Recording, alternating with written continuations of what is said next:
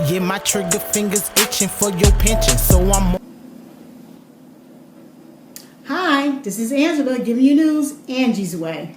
Today we have a dish from Liberia. I decided to make a dish from the motherland since we are celebrating Black History Month. And this dish is called Jollof rice. It has shrimp, it has chicken, it has beef in it, it has vegetables in it, it has the starch. It is a wonderful, wonderful meal to make for a large family. And it's not that expensive. So I followed the instructions from IB Chef, and she's a YouTuber, and she makes a lot of Liberian dishes, and this is one of the dishes that she has on her channel, so you need to check her out. I pretty much follow it to the T, I believe. Instead of adding peas and carrots, I added olives and green peppers because I don't like peas and carrots, not even in my Chinese rice, so I didn't add it. And I think I did it perfectly because look at that. The rice is supposed to not stick together and fall apart. So here we are with our Liberian dish that's called Jollof rice. And throughout Africa, there's all types of variations, but this one is the Liberian variation. So we're going to try this out. So I have my lemonade to cleanse my palate because the rice is spicy. And so let's get started. So the rice has so many dynamics in it, I tell you. It takes a while. It is not one of those dishes that you can just walk away from, not until after it's done. But there's a lot of process to it, but it is worth it. Let's try it out.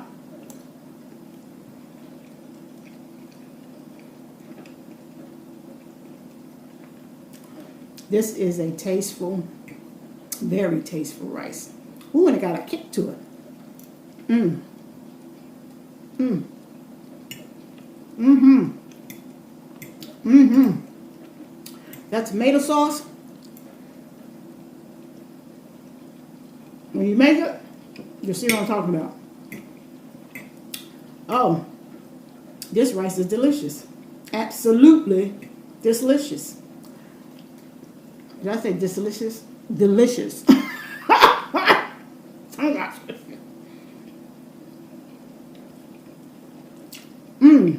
This is good. Let's try it out with a little beef. Now next time I think I'm going to get like not prime rib, but like a ribeye.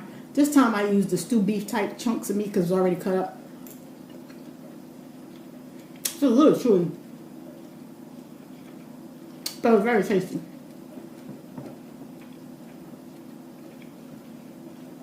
So next time I think I'm going to use a prime beef.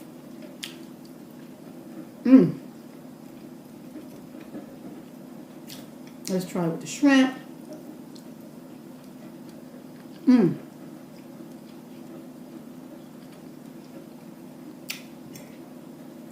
This is good.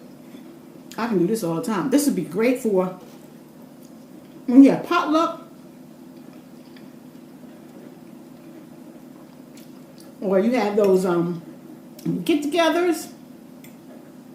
This is a great meal to prepare. This has everything in it that you need. All right, let's try a little piece of this chicken. Mmm. Mmm. Chicken is good. Mmm.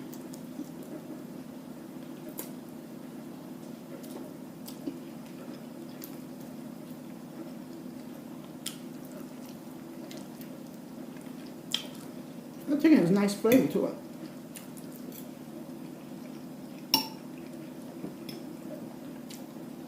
And get one more bite, and then we're going to talk. We're going to talk about this dish and how it derived. Mmm, mmm, mmm, mmm.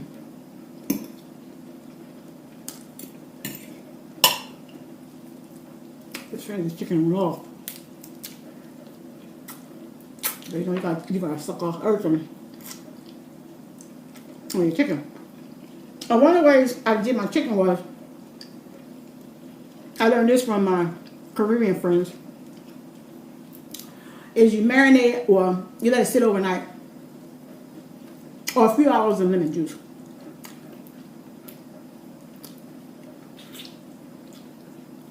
It draws out all the impurities in the chicken.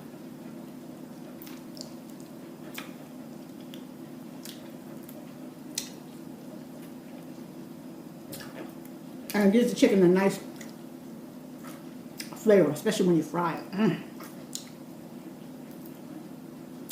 So if I want to fry it, I usually do it in lemon juice and a little salt.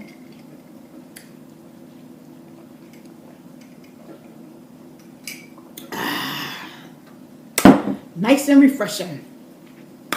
Whew, that was good. That's good.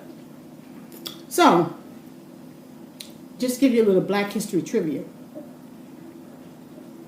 Slavery actually started in the 1500s. And so, the first slave that arrived in America, so they say, was about 1620, 1619, and was in Jamestown, Virginia. And when the colonies came here during the Revolutionary War, when the colonies came here, when they were developed here from the Europeans coming over to America, discovering America, and, you know, just taking over the land. And so they wanted to distance themselves from the British throne because they had no say-so in the Parliament.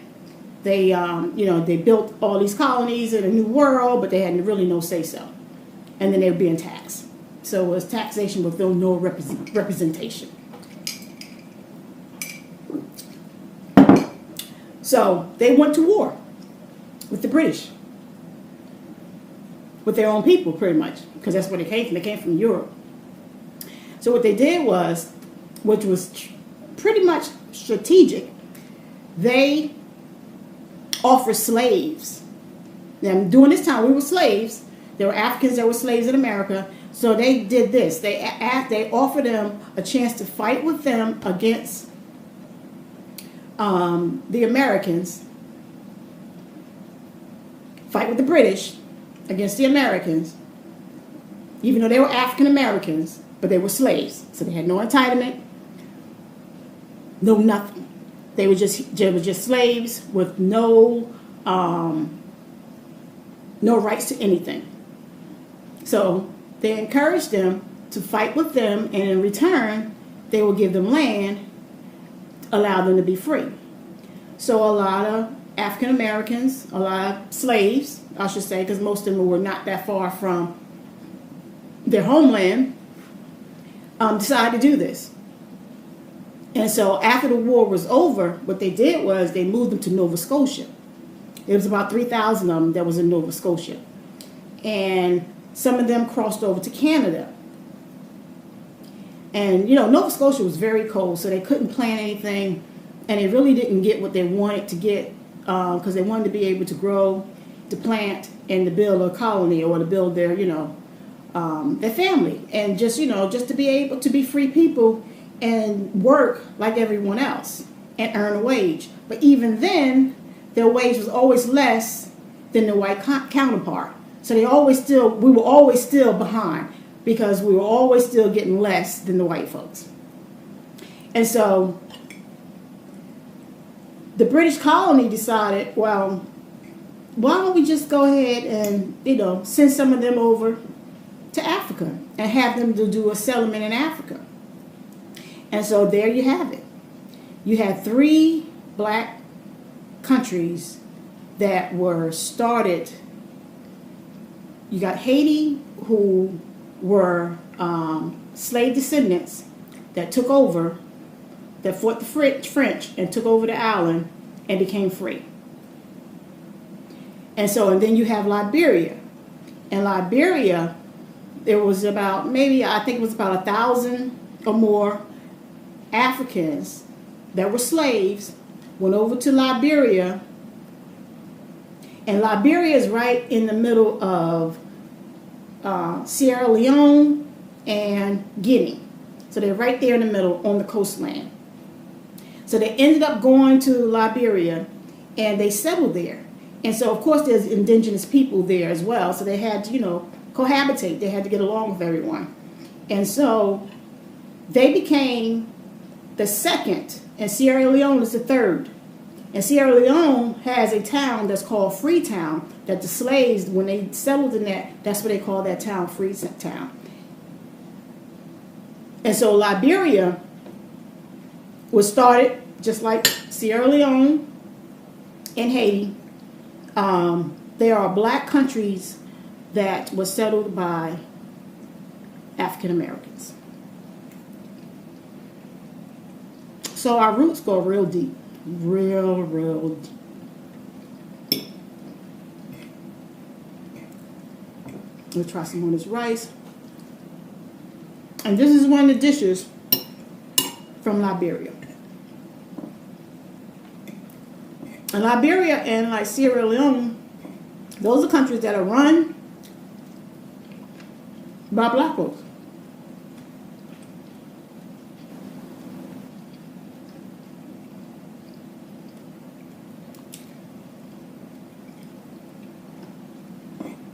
Maybe I didn't fry it long enough. I don't know. But it's a little tough to me.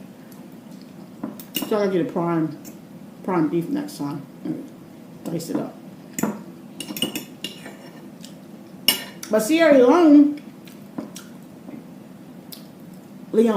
Sierra Leone is the third largest industrious country in the world. They have a lot of precious metals, including diamonds.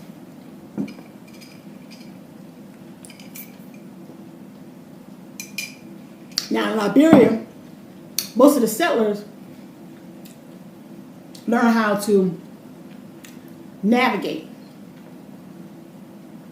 So they were maritime. And so what they would do is they would take ships, and they knew how to go from, country to country. And because of that, now, even though they were free, slavery was still going on. People were still enslaved. They were still taking slaves from the different different islands, or the different parts of Africa. So they were still doing that. The British, and I think in 1833 is when they decided they weren't going to do the slave trade anymore.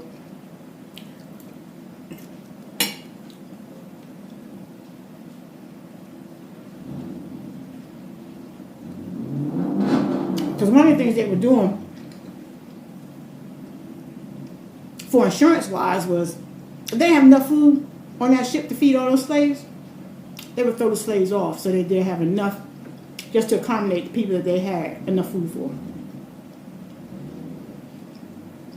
And then they would get insurance off of it, saying that they died on their way to where they had to their destination.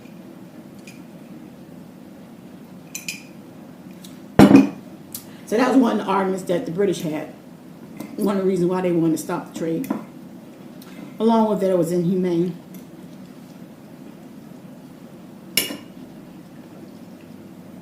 Now, have you ever watched the Book of Negroes? The Book of Negroes talk about this. They talk about Sierra Leone, Nova Scotia,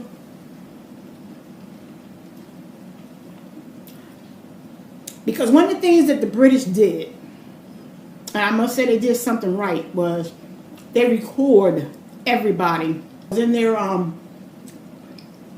domain that were slaves, that were former slaves, and the ones that they sent off to Nova Scotia, the ones they sent to Liberia and Sierra Leone, they had records of them. And their names are recorded in the Book of Negroes.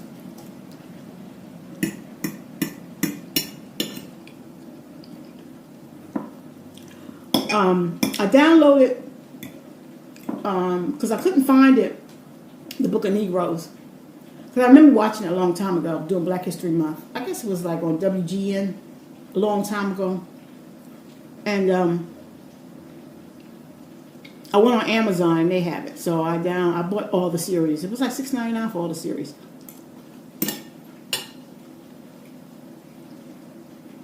So just like in any movie, they have to have a storyline. So the story is about a young girl being captured to the point where she was the one who helped the British write the names in the Book of Negroes.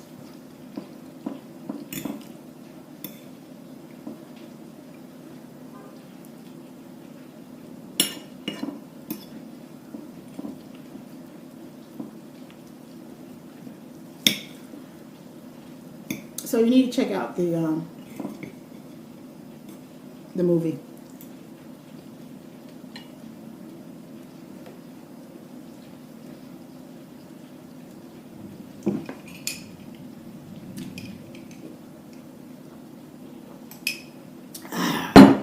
My lemon fell and I just left it there too.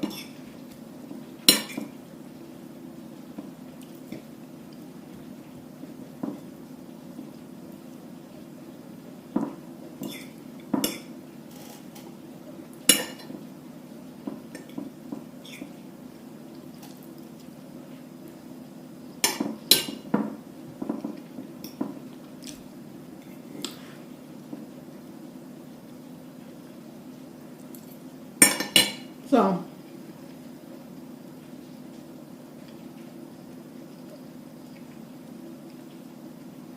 I'm going to see if I can come up with another dish that I can prepare for Black History Month. Because I can tell you what, this is going to be one of my main recipes. I'm going to be making this more often. This is so good.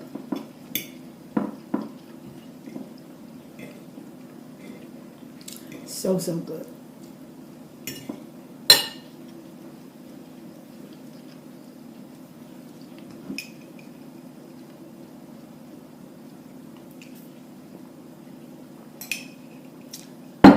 And if you want to make it hotter, she used habanero peppers. I just used the ones that I had in the refrigerator. And they're spicy. Because it's kicking in right now. Especially on my tongue. But habanero peppers are real spicy. So if you want it real spicy, that would be the pepper to add to it. Give you some heat.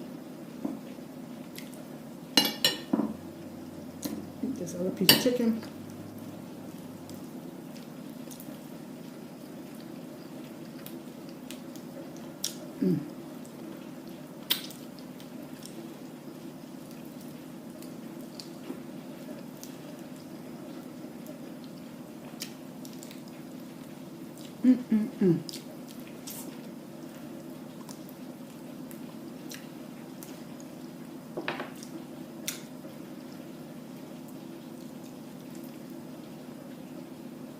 I don't know why, but I love the wing part.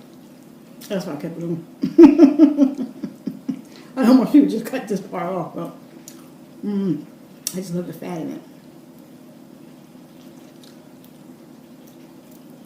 Especially when it's fried. I love that crunch. And when it's fried, I eat half of that bone because it's so crunchy.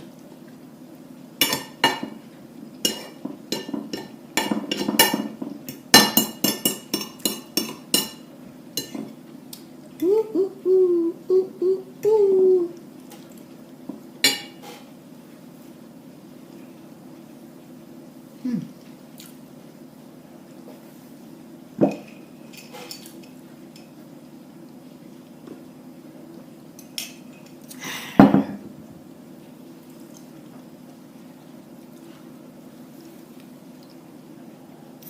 All right. Make sure you subscribe, comment, and like. And by all means, make sure you go ahead and try out. Make this dish. This is a wonderful, flavorful dish. And check out that movie, The Book of Negroes. And like, again, as you make the rice, check out IB Chef as well. So until next time, deuces.